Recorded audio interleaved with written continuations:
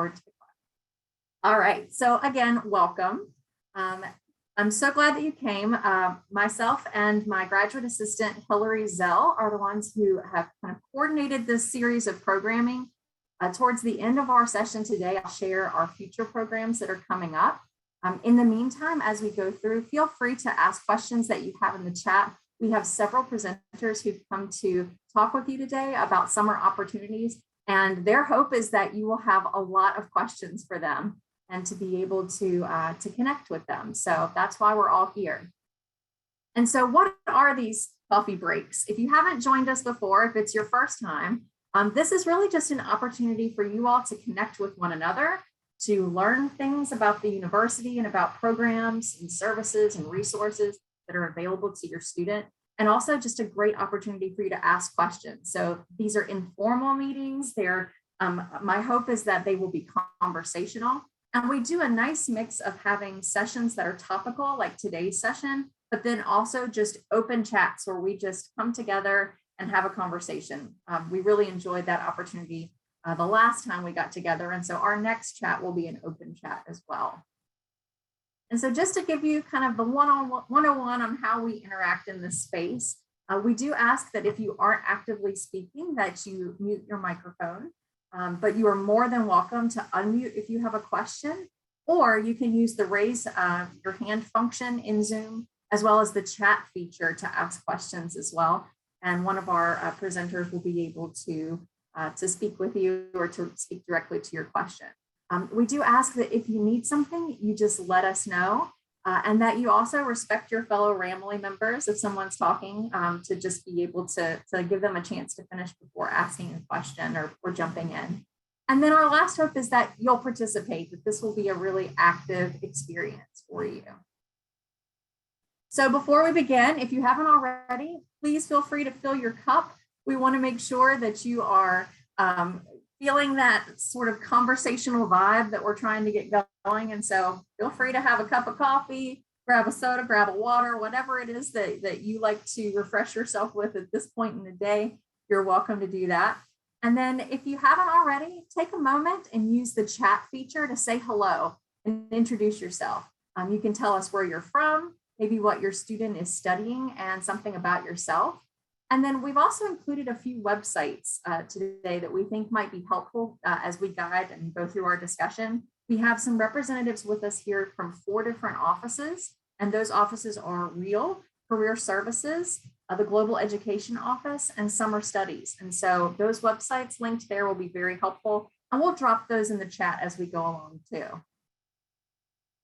And so the last thing I wanted to say is that we have some family council members who are joining us today. Family council members, if you would take a moment and unmute yourselves and just introduce yourselves, that would be great. So who do we have with us? Corey, you want to kick us off? Sure. I'm Corey, and my son is Andrew. He lives in GRC. He's a freshman and he studies secondary education. I'm on the governance committee, and I don't know, what else do you want to know? Did I leave anything out? That's perfect. Yeah. Do we have any other members? I see Diane. Diane, do you want to introduce yourself? Sure. I'm Diane Kranack. My daughter is a sophomore. She lives in an apartment on Broad Street. And my son graduated last year. He's working at MCB. We're in Northern Virginia, and I'm on philanthropy with my husband, who's the chair of philanthropy. Thank you. I think I might have spotted Wendella. Do you want to say hello, Wendella? Good morning, everyone. Glad to be here. My name is Wendella. We hail from the mighty city of Philadelphia.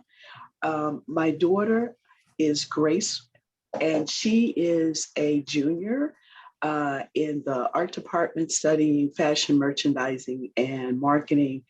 I love these coffee breaks, even if I'm drinking a protein fruit smoothie. Thank you. Welcome. I'm on the student engagement and the career subcommittees. Thank you. Thanks, Wendella. Did I miss anyone? Any other family council members sneak on that I haven't seen yet? Okay. Well, just to give you all a sense of who our family council is and what they do, our family council is really a group of family volunteers who meet together on a regular basis, and they are involved in various subcommittees within their organization that help to move us forward as an institution and to provide support and to provide advocacy and to provide information for families. And so it's a really great organization, really dedicated group. You might sort of akin it to a PTO group or a PTA group from high school, but this group just does so much more. I can't even tell you the wonderful things that they have moved forward with VCU. They've given us very valuable feedback when it comes to campus safety, when it comes to dining on campus, and a lot of other initiatives that have really moved the bar and improved how we serve students and families. So if that sounds like something you could be interested in, we are in our recruitment phase and the application will begin opening up in May. And so if you want to know more information prior to that application opening, you can email us at ramfamilies@vcu.edu and we'll be happy to share that information with you. And I'm so sad I had the cutest parental advisory, like explicit content warning on this screen. And for whatever reason, it's not popping up, but it was supposed to be very exciting. But just know that this is an exciting group and they're a lot of fun and I really enjoy getting to spend time with them. And so speaking of people I love spending time with and that I know you came here to spend time with, we have 4 professionals who have joined us for today's chat. They're going to share with you a little bit about what they do and a little bit about what you can expect in terms of opportunities for your student over the summer. And so I'm going to go ahead and allow for them to do some screen sharing here. And I'm going to ask Dr. Erin Webster Garrett from Real to kick us off.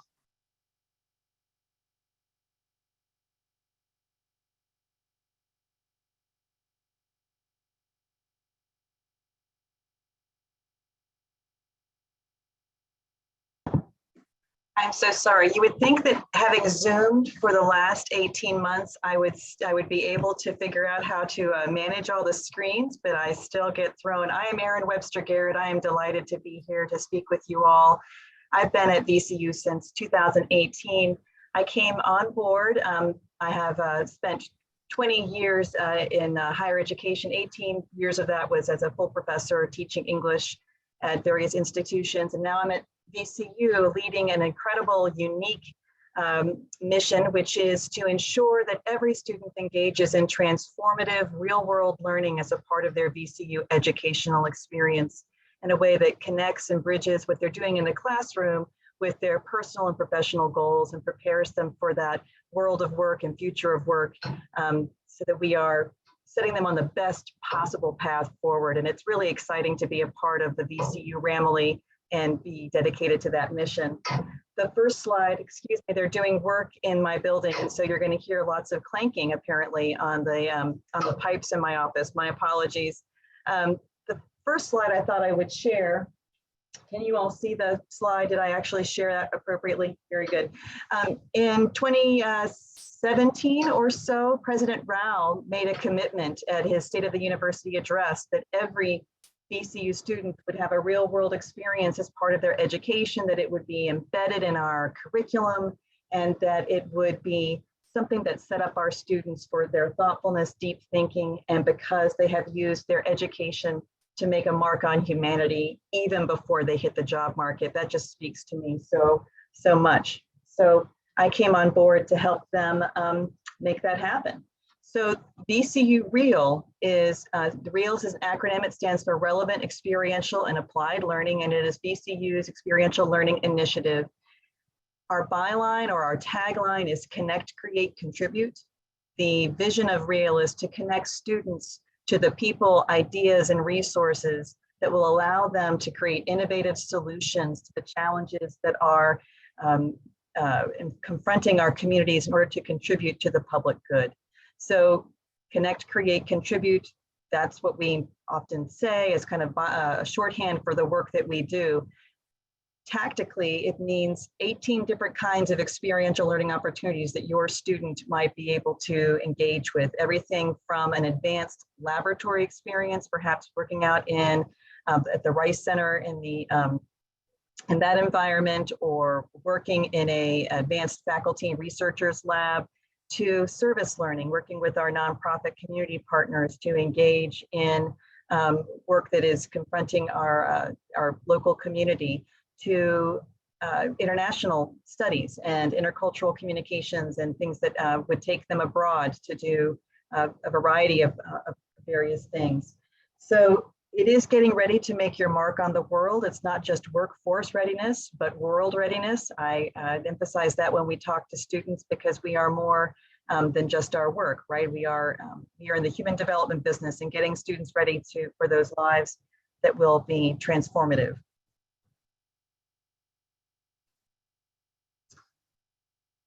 We have, again, 18 different kinds of experiential learning that we are monitoring for their quality and for their intensity level. And we are steering students towards those experiences that have mentoring and that engage critical reflection.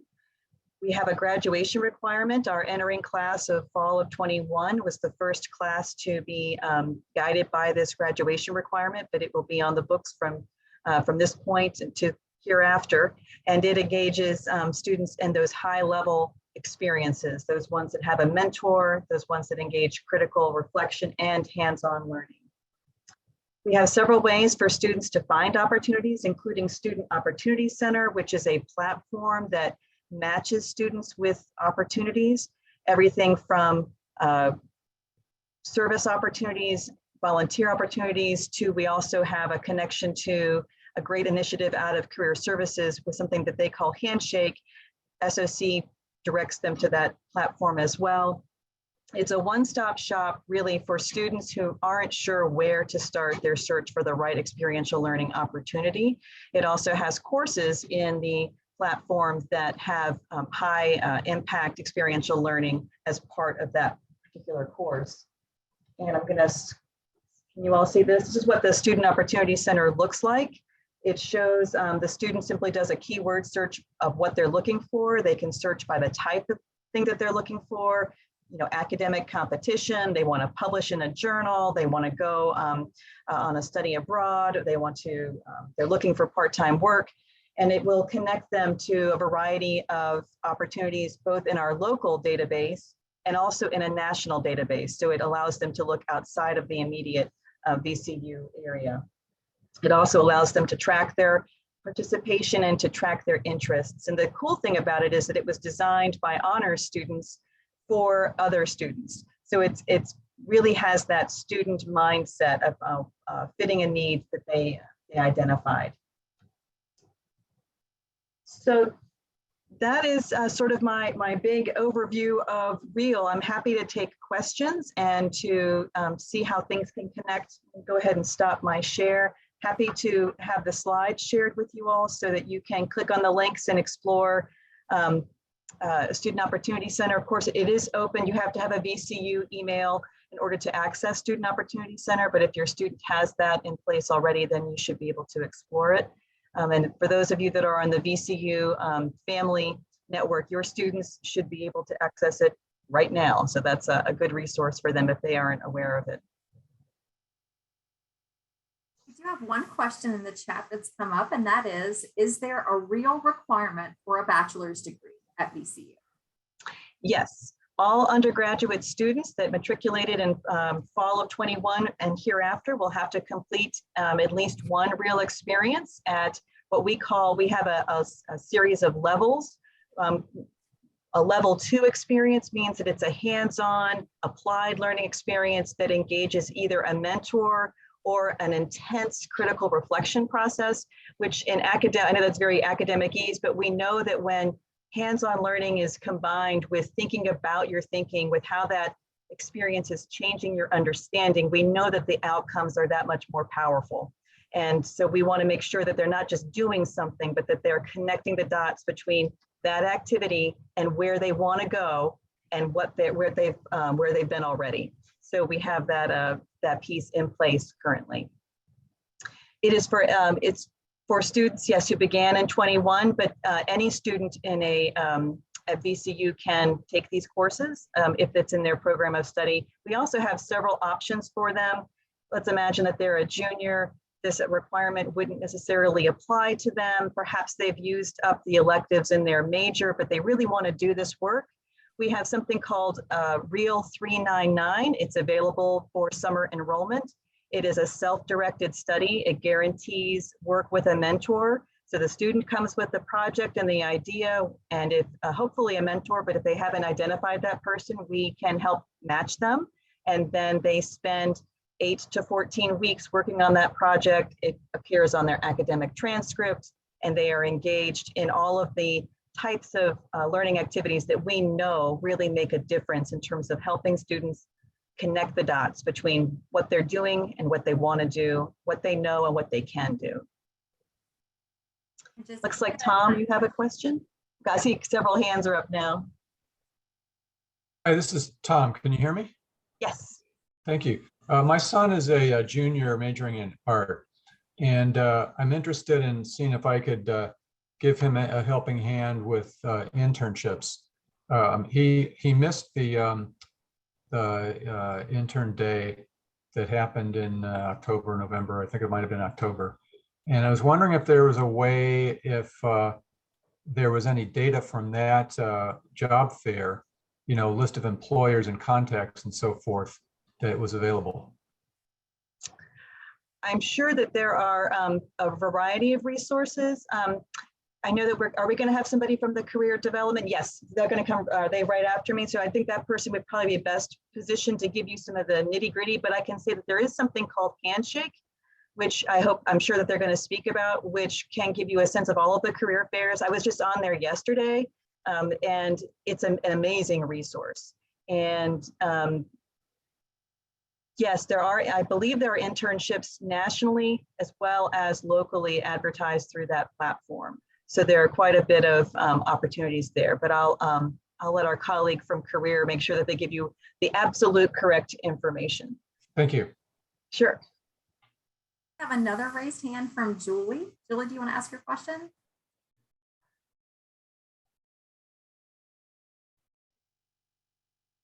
Maybe it's in the chat. While we're waiting for that one, there is another question in the chat. Is there a real advisor to make sure students are taking advantage of the opportunities? Great question. You may have heard of our major map initiative. This is something that every student has a major map. It goes through every academic program that sort of shows you how to stay on track with your requirements. And the real experiences are built into that map. So we've worked really closely with advisors and the advising community to help advertise these experiences and make sure we're all up to speed. They don't have a dedicated real advisor, but their advisor, the current academic advisor, should be very knowledgeable and be able to navigate the particular context of their academic program and concentration.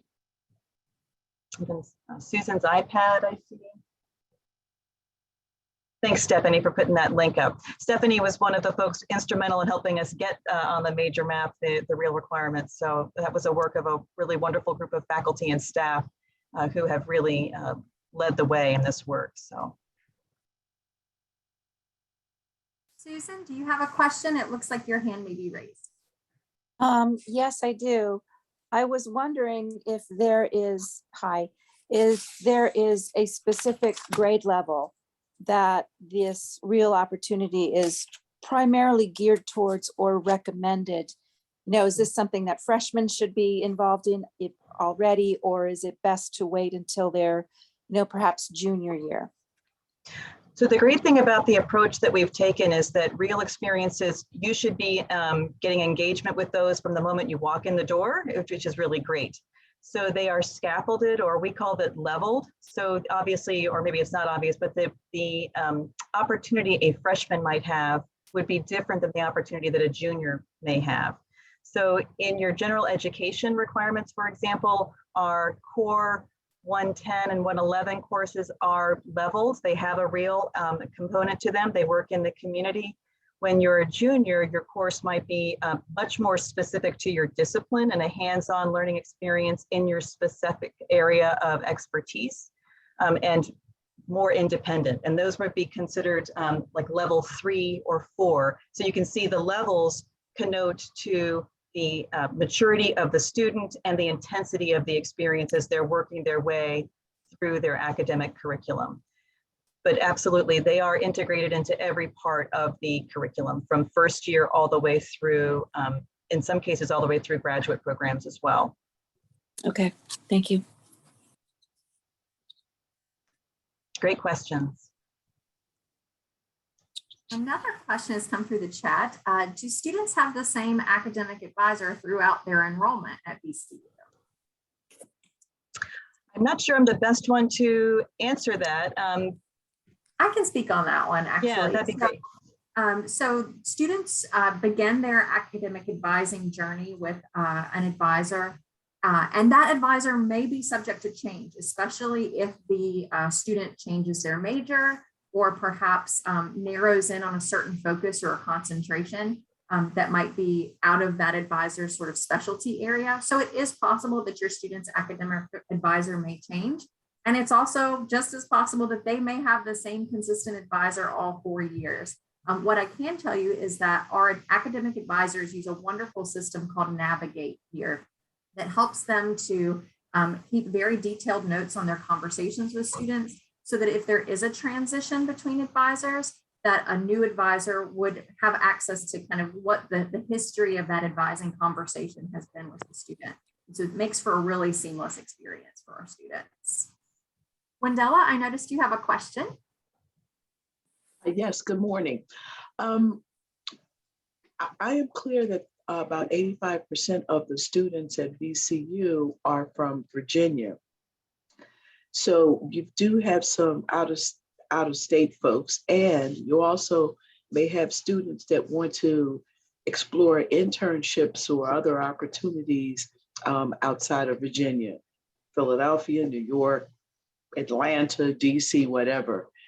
How do students, first question, how do students find out about internships that may be in other cities outside of Virginia, number one? And number two, how do students connect with alums that are in different cities? Because alums may be the gateway because they are entrepreneurs or they're in management positions or HR, or they may know opportunities in that city. So how does that happen? Second question, thank you. And I think this is a great segue into my presentation. I agree. I was just going to suggest the same thing. I was going to say the same thing. Great. I'm going to mute myself now. So good morning, everyone. I am Sonia Lambarnes. I'm the Assistant Director of Health Sciences Career Advising, and I'm part of the Career Advising team here at VCU. And so actually the real conversation is great, and it's a great opportunity. And real experience, as she mentioned, can be internships, but also can be clinical experiences, practicum, study abroad, any type of class or experience really that's going to get them into quote unquote real world experiences. And so our Office of Career Services, I'm going to attempt to share my screen, just real quick, down and dirty of career services, and then I'm going to get into more detailed things in terms of summer opportunities. But we're here for your students from the beginning of their entry to the university and obviously out into graduation from the perspective in 3 areas. 1, the career exploration. As your student has come to the university, they may have a major in mind, they may have an interest in mind, and as they get more involved, they may be undecided or need more clarification on what their career interests are. Having an understanding of what their skills are, what they value, how to start networking and developing relationships. So we help with that. We also help with, obviously, the process of finding a job, finding an internship, helping guiding students to connect with employers, full-time, part-time jobs, and really also helping students to understand how to get across the things that they've done and experiences to the employers through that resume, through that cover letter, through that LinkedIn profile, that social media, that if you are like me who has a college student, don't really have a really good idea of all that social media out there, but it's the world that we live in, and especially with LinkedIn and connecting and helping students to do that networking through career. And then obviously we also help along the way after, or if they're not going into a job, want to go to graduate school. With career, within career services, we have an awesome pre-professional health and STEM team that work with all students who are interested in going on to medical, dental, pharmacy school, and preparing them to be strong applicants, also for graduate school as well. So we help with that, as well as their career goals, and students are able as an alum to access career services for a year after. So that's just the down and dirty. You've heard a lot about the handshake. Handshake is the platform that students use within career services from freshman year throughout. That's how they connect. They all have access to Handshake. It's a search engine that students can use for full-time jobs, part-time jobs, internships. If your students have federal work study, they have to look up federal work studies in Handshake. It's an all-inclusive tool that students use, and they also use Handshake to schedule appointment with the career advisors in career services. So in order to get connected to anything within career services, they need to use their Handshake account. We also post job fairs, any and everything, any event related to career presentations that we do.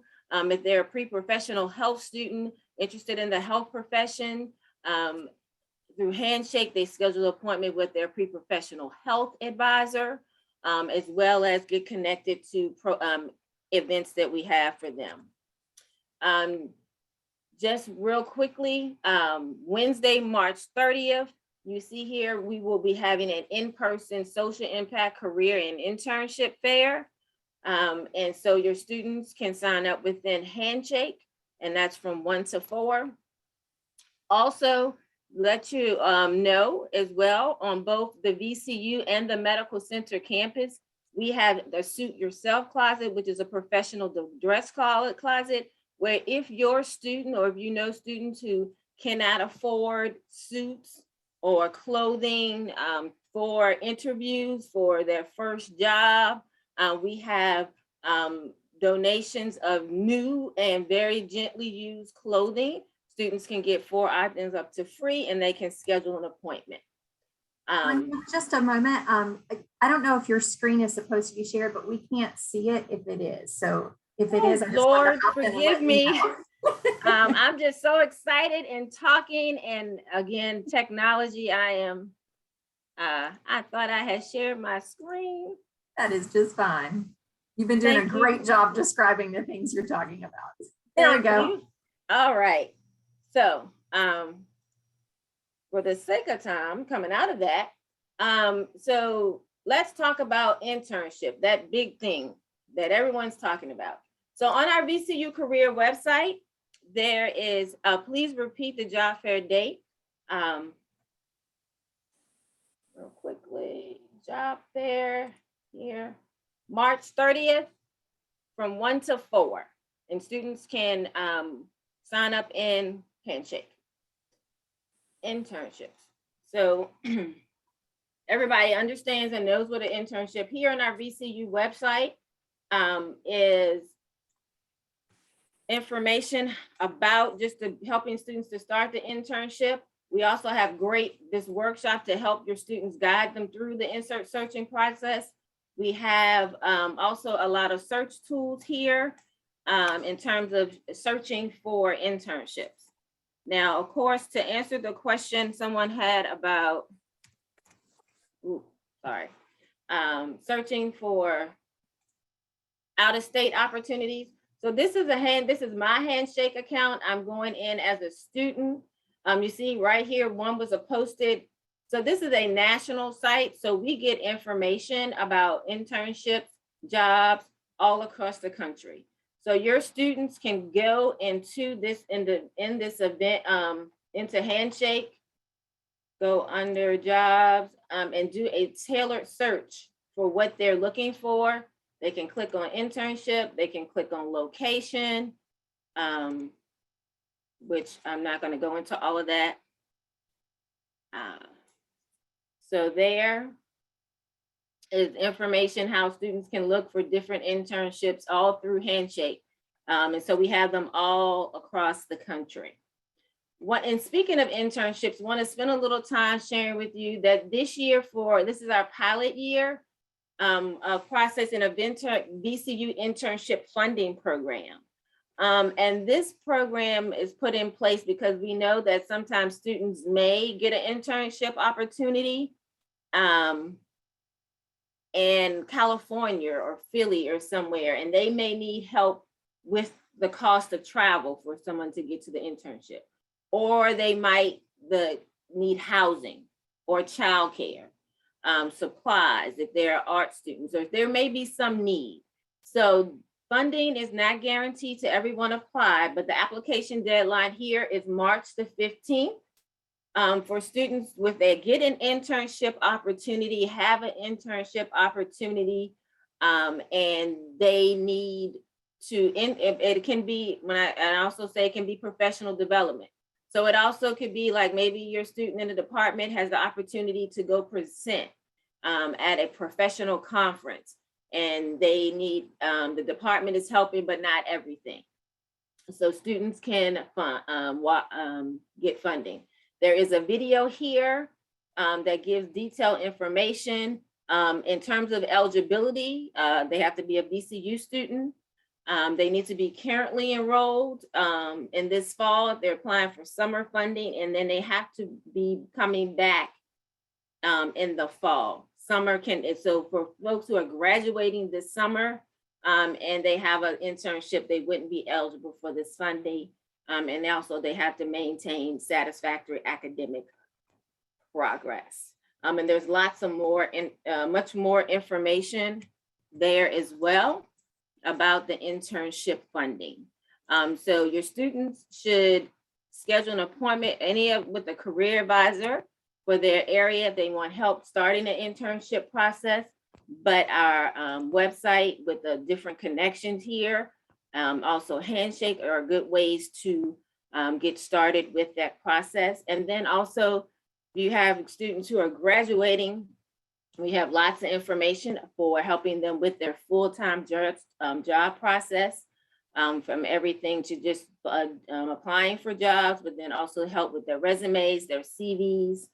Someone asked a question about connecting with VCU alum out of state. VCU has this wonderful resource called, and I'm not sure if you're familiar with, VCU Link. VCU Link is VCU's own personal hub where alumni and students have entered information about themselves. And it's a great way for students to connect with alumni who are in the field. They can search by major industry. This is just the one, I guess these are probably the most recent people who have added on information here in VCU Linked. And it also can connect to students' LinkedIn profile. And so this is a way that students can connect. So I saw a lot of questions being dropped in the chat. So that was my quick and down dirty 5-minute or so spiel. And so I'm gonna go through, Leanne, if you want to help me. Absolutely. And I will go back to my original slide now and put back up the information about the part-time job fair and the social impact fairs coming up, so you can get that information All right, and Lynn, what would be my first question? Sure. So the first question we have is regarding the student headshot service. A family member asked that, they understand that students haven't been able to take headshots for LinkedIn profiles in the office and are wondering when that service might be started up again. Not we haven't made those. I think it's a little bit of COVID, but we do have on our website step-by-step instructions for students to be able to do their own headshots using their cellular devices and that kind of thing. And so there is that resource there, but I will take that back to my team, and I can send you, Leanne, any update that I'll be able to share about any in-person virtual headshots.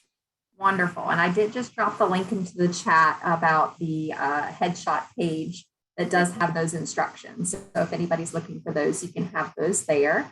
Can you, let's see, we've got the job fair date question covered, so that's good. And the part-time job fair, yep, that's perfect. Are there any questions that I haven't addressed yet? I think all the ones that I saw previously have been addressed, or any new questions. Feel free to unmute and ask if you have a question and aren't able to put it in the chat. I have a quick question. Do students after graduation still have access to the VCU link so they can connect with alumni? Yes, the VCU link is connected to the alumni. Students get an alumni account. So long as you have a VCU account, yes. And again, like I said, students can use career services, all services for a year after graduation. Thank you. We do have another question in the chat. A family member indicates that their student has had a tough time with COVID finding an internship last summer. Is it too late to find an experience or a networking opportunity for someone who's graduating in just a few months? Probably, but in terms of a specific experience, one thing that the student may want to do, and we also have it on our webpage, is doing things what we call informational interviews. And what that means is connecting. You can find them through VCU linked or on a LinkedIn page, finding some professionals who are working in the industry and field and conduct what's an informational interview with that person, getting insight to the industry, the profession, different things of that nature in terms of networking. And a lot of times from an informational interview, there may present some opportunities, possible information about a job opportunity, potentially information about some other internship or things like that. I see that your daughter's a communication art major. We do have our career advisors are each are specialized in certain areas. So I would encourage a student to connect with the career arts advisor, but also to connect within the School of Arts, her professors, that department may have some folks that she can network as well as she's preparing to graduate. And then one final question for you, Sonia. Are there opportunities for summer internships for rising sophomores in the DC area, specifically within business? Are you aware of any? I would say the students should use Handshake to look for opportunities. If they are in the School of Business, the schools of business and schools of engineering have their own separate Office of Career Services. So they should be connecting with the career services for the School of Business to get some opportunities that way. Also, Parker Dewey is also another great micro internship resource to connect students with projects and doing small projects or things virtually or things that maybe not take the whole summer. So Parker Dewey is another great resource as well, but your student definitely should be connecting with the School of Business's Career Services Office. Thank you. And then, sorry, one more question, and then we'll transition to our next speaker. Is there a Yes. person within Career Services who works specifically with School of Art students? So yes, so hopefully I'm still sharing my team. So here, as you see, all of the career advisors, assistant directors have specific areas that they work with. Career advising discovery is general career advising, or students are exploring majors. So there is someone for each of the areas, teams to help specifically. And then again, there's the School of Business and the School of Engineering have their own career centers, excuse me. Thank you so much for joining us this morning, Sonia. If you all have additional questions, please feel free to reach out to Career Services. I'm sure they will be more than happy to answer questions that come their way from family members. For now, I'm going to turn us over to our next staff member who's joining us, Stephanie Tigner from the Global Education Office. Great. Thank you so much. I'm really glad to be here. Hello, everybody. Good morning. So yeah, I'm the Director of Education Abroad in VCU's Global Education Office. I'm going to get my slideshow here ready for you. Just give me a thumbs up, I guess, if you can see my first slide. Okay, great. Just making sure it's working. So yeah, I'm going to be talking about study abroad, namely, but also all kinds of global learning opportunities that are available for your students. So I work within what's called the Global Education Office, which is the larger office that, that the Education Abroad team is a part of. And the Global Education Office, you can kind of think of as like your one-stop shop for all things international or global at the university. My team in particular supports the university's mission for internationalization and experiential learning through promoting and facilitating study abroad, international exchange, and other kinds of global learning experiences for students. And we have a real commitment to safety, accessibility, and sustainability. I'll talk a little bit about some of that later. And you know, these are experiences that could be credit bearing or not credit bearing, but they're global learning experiences. So they can include a lot of different types of things. And there's a little bit of crossover with some of what we've already talked about, some of what you've heard from Aaron Webster Garrett about the REAL initiative, as well as from Career Services, because there's like international internship opportunities and virtual international internship opportunities and things like that as well that come under our umbrella. So, but let's first talk about why. Why do we want students to have global learning experiences? I like to think about it in terms of the benefits that students gain in three categories. So the first being the personal benefits, right? The personal benefits, that's often what kind of draws students to the experience, is it sounds like fun to be able to go abroad or to interact with an international population of some kind.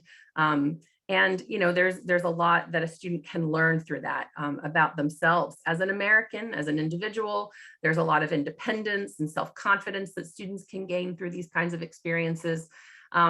And then on the academic level, we find that students who participate in these experiences, in particular study abroad, are more committed to their major. They're more committed to their academics. They come back, they end up getting higher GPAs. They are more likely to graduate on time. And you know, it really helps students, I think, solidify what their interests are academically when they get to experience it from another international perspective. Also the skills, we can't not talk about the skills that are gained through the international experiences that, or global learning experiences that are beneficial to students right now as students and as individuals, but also in the life that they have after they leave VCU. So those career benefits. There's been, you know, studies where they've looked at what are the skills that students come out of study abroad with, and how do those match up with what employers are looking for? And there's actually like a really perfect match. Students are coming out with just the kind of skills that employers want.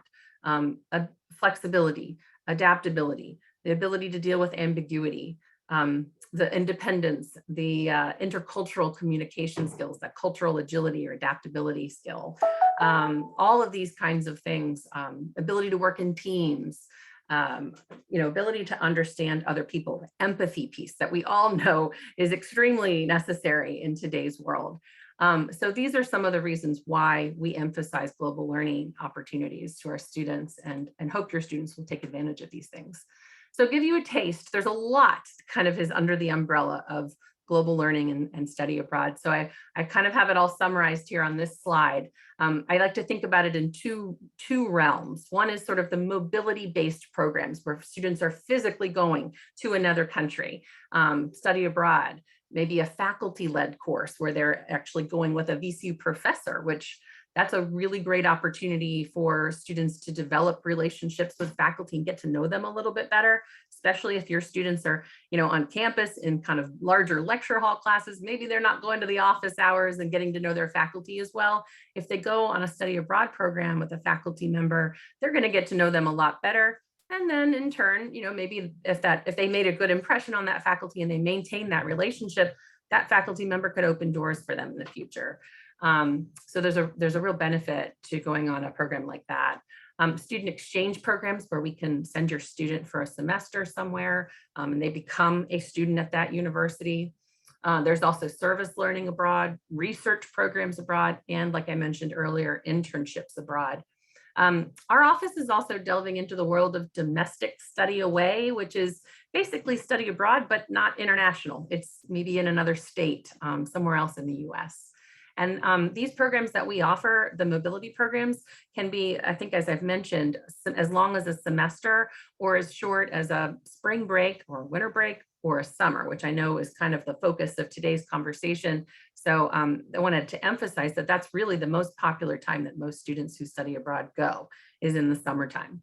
And programs can range from anywhere from 2 weeks to 4 weeks, 6 weeks, even longer in some cases. The other category of global learning opportunities that we offer through GEO are kind of these local and virtual opportunities. We have lots of ways that students can interact with the international populations right here on campus.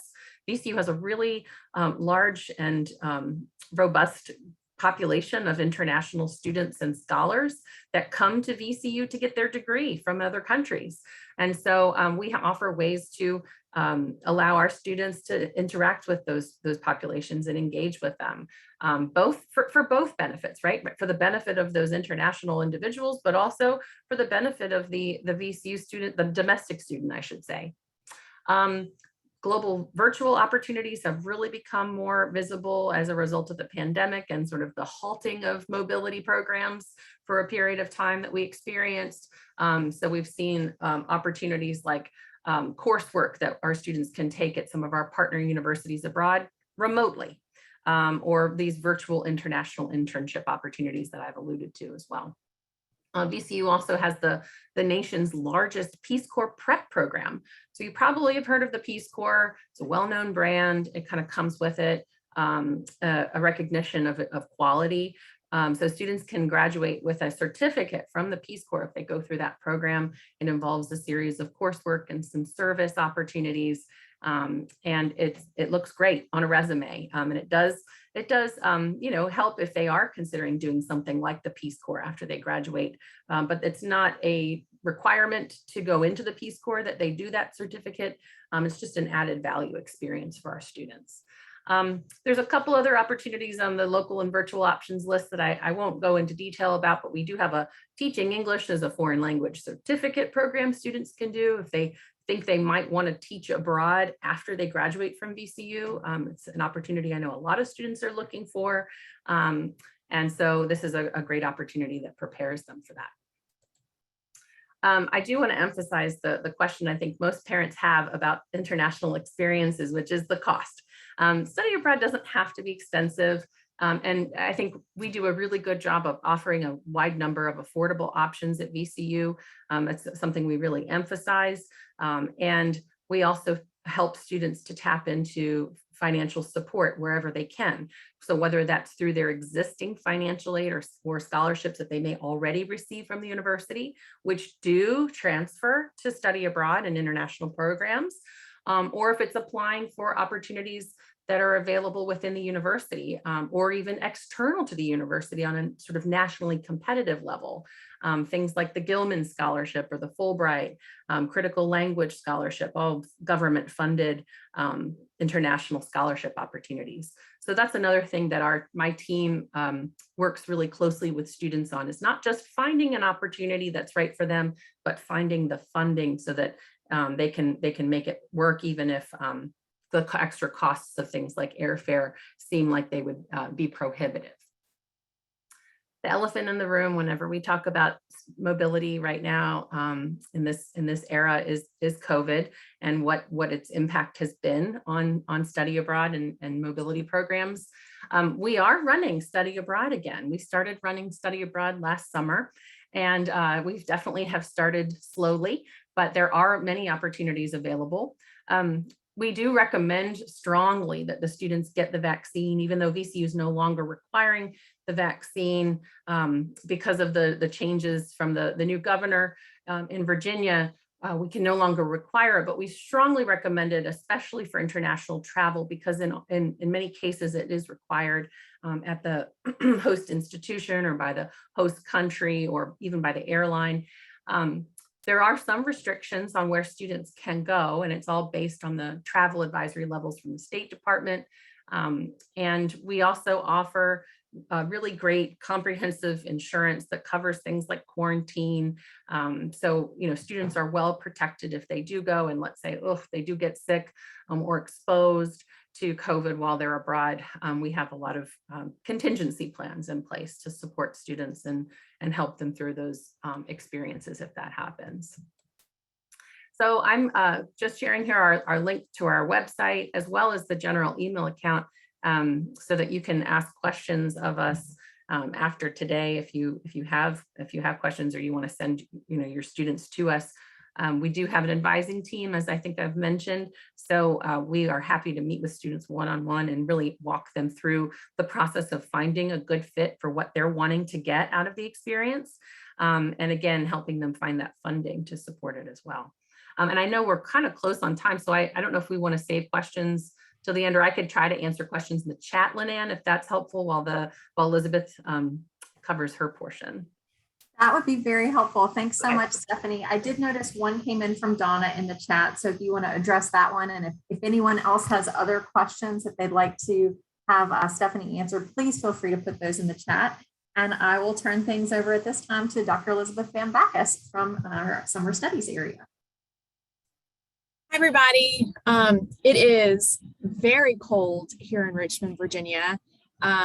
And it is the first day of summer studies, summer class registration. So I'll be tabling indoors later on to talk about summer registration, but we are very excited for that to kick off.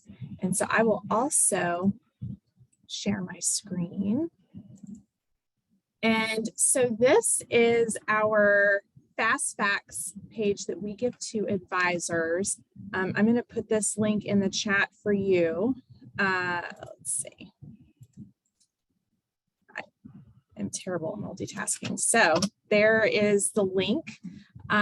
If you're unable to open it, you should be able to open it. I think I've made it available for public as long as you have the link. But I'll just go over some quick points about summer classes at VCU. We have a lot online this year. There are some that are on campus, but students can generally find something online if they are not in the area over the summer. Summer is just a really great way to get ahead or catch up. Sometimes classes can be really difficult, or for whatever reason, a student has to withdraw from a class. The goal is to finish 30 credits each year to graduate on time. So if your student is not at that 30, 60, 90 point at the end of their freshman, sophomore, and junior years, then summer is a great opportunity to get back on track.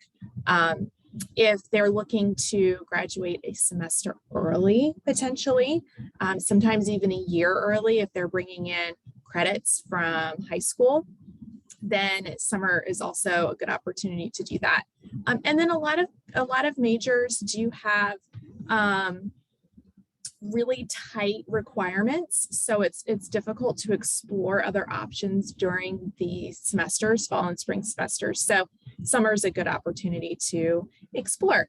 And there are minor opportunities to pick up minors during the summer. So let's say I know that a few of your students are art majors, and those can be really structured so they don't have a whole lot of elective credit. If they were looking to get a minor in general business, they could do that just over the summers, taking classes, taking summer classes.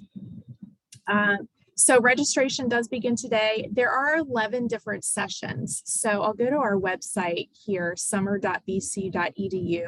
If you go to session dates, you'll see all the different sessions. Some last for 3 weeks. They're 3 hours a day across 15 days, weekdays, all the way up to 8 weeks. And for those summer internships, they can last for 12 weeks, which is the entirety of the summer. So the dates are May 23rd through August the 12th. And this also has the add drop deadlines and withdraw deadlines as well for when your students start some of these sessions. Most of the classes are offered in the beginning part of the summer, but we do have classes throughout the entire summer. Financial aid is available. So financial aid is considered, summer is considered the tail end of the FAFSA year. So whatever your student has left over from the fall and spring, they can use during the summer. And Pell is also available during the summer, in addition to what they're eligible for in the fall and spring. This is still part of their lifetime cap for Pell.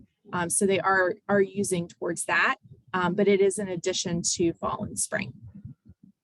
I talked about summer minors and historical repeats. So let's say that your student wanted to retake a class that they got a D or an F in. If they want to replace the grade, then they need to retake that at VCU. And we offer a lot of those classes during the summer.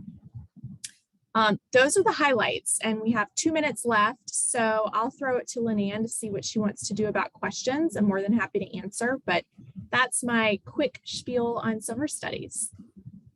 Thank you so much, Dr. Van Backus. If you do have questions regarding summer studies, and I also see Stephanie's still here too for education abroad, if there are any questions you didn't get to ask about either of those areas and you want to ask those, feel free to do so now or to drop them in the chat if you have them. And otherwise, I'm going to share my screen just to show you the last couple of things that I want to make sure to share with you. First of all, let me see if I can make this a little bigger for you. There we go. I wanted to share with you the additional dates that we have set up for these coffee chats. They're basically every 2 weeks. Our next one is going to be on March 3rd. And as I mentioned earlier, is an open chat.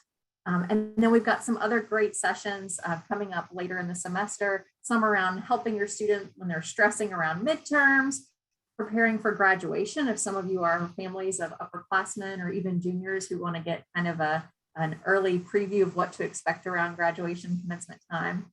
And then at the very end of the semester, we're going to have a more detailed planning session with families about how you can really help your student to make it real and make the most of those real experiences that Dr. Erin Webster Garrett shared with us earlier. I am seeing that there are a couple questions that have come through, but it looks like folks are answering those as we go. So that's great. This is the bulk of the information we wanted to share with you. But one thing I did also want to make sure you all are aware of is that beginning actually right now, if you have extra time in your schedule, the president of the university is getting ready to do a State of the University address. So you can see here the screen for that, but I'm also going to type the link in the chat. Apparently there is a historic announcement that is coming. So if that's something you want to check out and you have time in your schedule, we hope you do. Otherwise, we are so glad that you joined us. I want to thank all of our presenters who were here with us today. And we look forward to seeing you at the next coffee break in just a couple of weeks. Have a great rest of your day. Thank you.